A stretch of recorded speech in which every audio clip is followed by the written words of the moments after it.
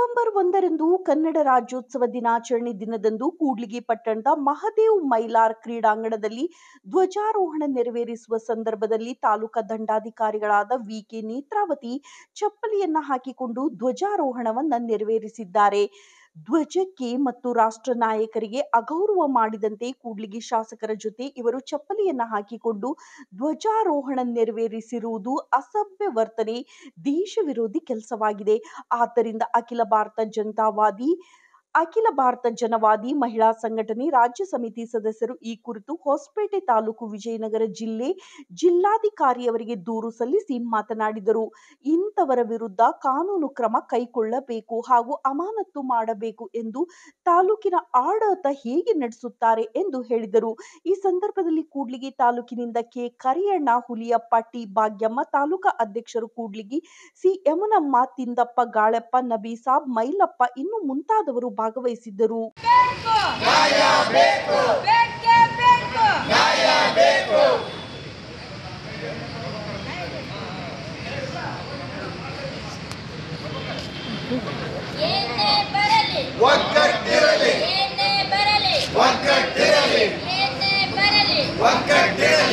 ಜನವಾದಿ ಮಹಿಳಾ ಸಂಘಟನೆಗೆ ಜಯವಾಗಲಿ. ಜನವಾದಿ ಮಹಿಳಾ ಸಂಘಟನೆಗೆ ಮಾನ್ಯ ಜಿಲ್ಲಾಧಿಕಾರಿಗಳ ಕಾರ್ಯಾಲಯ, ವಿಜಯನಗರ ಜಿಲ್ಲೆಯ ಹೊಸಪೇಟೆ. ಮಾನ್ಯರೇ, ವಿಷಯ ಕೂಡ್ಲಿಗಿ ತಾಲೂಕು ತಹಸೀಲ್ದಾರರು ದಿನಾಂಕ 1/11/2025ರಂದು ಚಪ್ಪಲಿ ಹಾಕಿಕೊಂಡು ಧ್ವಜಾರೋಹಣ ಮಾಡಿ ರಾಷ್ಟ್ರ ನಾಯಕರಿಗೆ ಹಾಗೂ ರಾಷ್ಟ್ರ ಧ್ವಜಕ್ಕೆ ಅಗೌರವ ತೋರಿರುವ ಬಗ್ಗೆ ಮನವಿ.